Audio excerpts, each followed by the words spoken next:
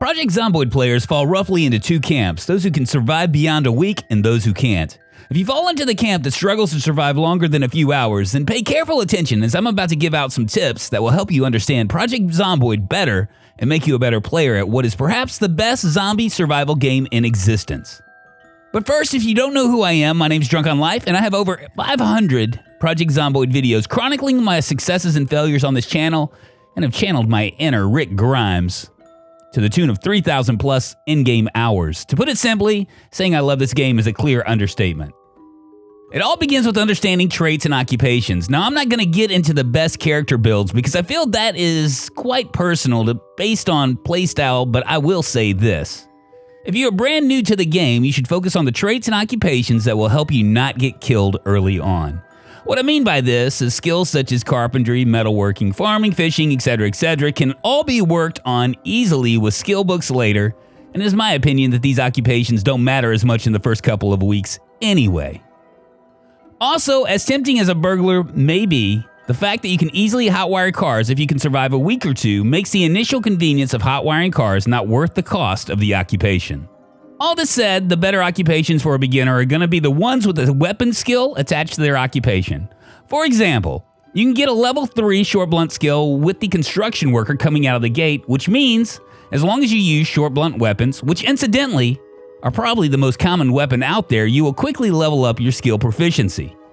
Also, most short blunt weapons are one-handed, which means you can carry a second item in your other hand while fighting.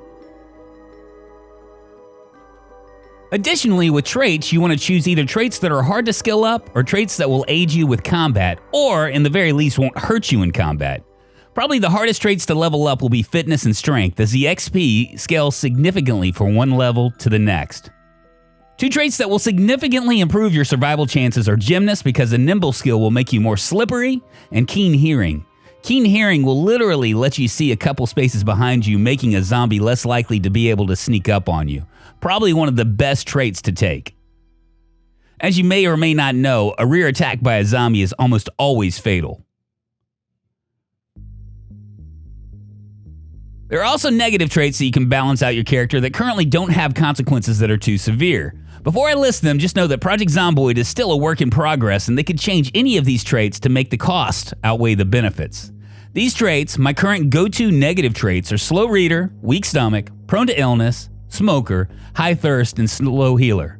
Slow reader because we can speed up time, weak stomach and prone to illness because as long as I am careful with elements and don't eat anything rotten or poisonous, I should be okay. Smoker effects can be mitigated with antidepressants, chocolate, alcohol, and books. And finally, slow healer because frankly, we won't get injured often. As an aside, short-sighted isn't a bad negative trait as long as you pair it with keen hearing, and I've heard whispers on my Discord that glasses actually help fix that trait, although that is just speculation at this point. Just like traits and occupations, different towns will give a different experience and difficulty. If you're having trouble with dying in your first couple days, both Riverside and Rosewood are good places to spawn into because both have less populated areas around their edges. Between the two, I would recommend Riverside as you can shack up close enough to the town without actually being in the town. Plus, Rosewood doesn't have a hardware store. Muldrow and West Point are more densely populated and therefore less beginner-friendly. Muldrow because there aren't a lot of places around the edges of the city, and West Point because the best loot is the most heavily populated area, downtown West Point. Between the two, I'd probably choose West Point, but only if I could make my way to the western edges of the city. So you spawned in, now what? It's kind of weird to think that my first tips video in 2019 suggested that you pick up almost everything that you find. Since then, my ambition has been tempered by frugalness, and I will say that most items aren't that important in an early game. Things that are important though. A hammer, a saw, and a screwdriver are what I call the holy trinity of construction. Of course, food and water as well, and a weapon or two, preferably the weapon type in which you are most proficient in according to your occupation or traits. If you're a smoker, things like red books, alcohol, and antidepressants will blunt smoker withdrawal until you find cigarettes. Obviously, matches or lighters, and a pen or two if you find one for marking the map. If you start on apocalypse settings, the power will still be on, so food-wise, that frozen steak will pack more of a punch than canned food, and it will go bad quicker, so frozen food is always better than canned food. Plus, you can always mark it on the map for later looting. A can opener and cooking pot or skillet are two really good items as well. If you run across any beginner skill level books and can afford the wait, take them as you can read them during downtime once you establish a safe house. Any magazines that you find, such as a how-to generator book or herbalist, can be read on the spot. If you spawned in Riverside, head west towards the edge of town or east to the bedroom community on the eastern edge of town. Toward the west, outside the town, you'll have a ton of farmhouses to loot as well, as you'll stay relatively close to the river should you want to fish or forage. To the east, the bedroom community has a ton of big houses, but more importantly, big fences that will keep the zombie migration from the Riverside town center down to a minimum. The reason why you want to move to the edges is because starting out, you're less proficient with a weapon, more easily panicked, which affects accuracy and damage done, and are more likely to get overwhelmed by the city's population more quickly. By moving to the edges, you can start the process of building up your weapon skill, and as the days pass, be less likely to panic when you see a zombie. Once you're out of town, you can choose a house which will become your base of operations and where you can store your loot. A lot of players immediately start the process of securing the windows with planks, although I will say that if you do, any zombies who pass by your house will be more likely to be attracted to the planks. Zombies are more likely to attack player-built structures by default, so most of the time I don't even bother with securing the house initially. What's more important is to cover the windows and doors with sheets or curtains so a passing zombie can't see you. If they can't see you, they're not likely to break in. At this point, you have a couple choices to make. Life and Living comes on at 6 a.m., 12 noon, and 6 p.m. and offers a buff in various skills such as carpentry, foraging, fishing, trapping, and cooking for like 8 days or so. You could hang close to the house and increase your skills by simply watching TV. Honestly, these shows can be found on VHS tapes later, so ultimately they aren't that important at this point. I used to find value in doing this because it made me feel like I was moving in the right direction for long-term survival. The other choice is to work your way back towards town, looting houses and killing zombies. Personally, I suggest this choice as the initial population is low, and if you focus on killing zombies, you can drive up your weapon proficiency quickly while taking advantage of the possibility of not getting overwhelmed.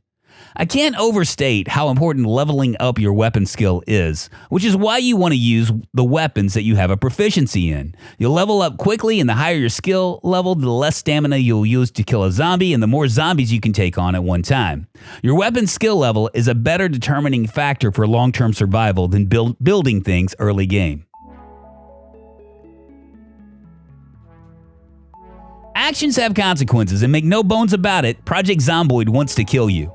The game punishes you for complacency and making the wrong choices. In most cases, your death will be the result of poor decision making. Let's fix this by understanding the most likely ways you will die. Every time you enter a house, you're taking a chance. Every time you jump blindly through a window, there's a chance of there being a zombie in a blind spot next to that window. You can lower the chance of this by peering through various windows of the house to get a different vantage point. A more cautious player may even hit a door with a weapon first and wait to see if there's a reaction from within the house. You can also shout quietly while crouching by pressing Q near a window. This will alert a nearby zombie, but not be so loud as to alert a zombie or group of zombies a couple of houses down. Every time you open a door, you are taking a chance. Just like windows, there are blind spots. If you walk past a zombie hidden next to a door, they will get you. A good way to lower the chance of this is to run through the door, not walk into a room. That way, if a zombie is there, you may brush by them, but they won't be able to react by grabbing you. If you hug a corner, you are taking a chance. Just like windows and just like doors, hugging a corner too close could result in getting a hug from a zombie. Lower your chances by simply taking a wider angle around a building. If you're fighting next to trees, you are taking a chance. Trees obscure your vision, and if you aren't careful, a zombie could be lurking in the tree line. Which brings us to the final, most likely thing that will get you killed: Moodles. There are 3 Moodles that you should pay extra attention to and probably call it a day when you are out fighting zombies: the Sleepy Moodle, the Exhausted Moodle, and the Overburdened Moodle. The Sleepy Moodle and Exhausted Moodle will decrease weapon damage done. The Overburdened Moodle will decrease stamina over time. You can mitigate the effects through drugs like vitamins, which will decrease tiredness, or forageables such as ginseng, which will give a boost in stamina, or offset some weight by placing something in your non-primary hand or backpack if you have one. If you're only affected by stamina debuffs, you can go somewhere to rest. You can sit on the ground, but one tip I learned here recently is if you rest by a chair or bed or couch, you can actually see the stamina meter and can rest until fully rested. Pay very close attention to your Moodles because they can stack if you aren't careful. Get tired enough and overburdened and your stamina will never improve. If you are fighting a group of zombies while exhausted, it will take you longer to kill each zombie, which will reduce your stamina further. If you're tired and exhausted, you are putting yourself in peril. Your best bet is if one of these Moodles appear, is to either take care of them or head back to your safe house and call it a day. Handling groups of zombies. When you're first starting out, you probably shouldn't be messing with groups of more than 3. Anything larger and you risk a longer fight, and the longer a fight drags on, the more likely you'll get new zombies attracted to your fight. If you need to engage, your best bet is to break line of sight around a house or building and backtrack around. By doing this, you will have some zombies that will find a window to stick to, while others will separate from the group, making it easier to pick them off one by one. As your weapon skill levels up, you'll be able to take on larger groups because it will take less time to kill each one. Larger groups are best tackled in wide open spaces where you are aware of your surroundings and can't get ambushed from behind.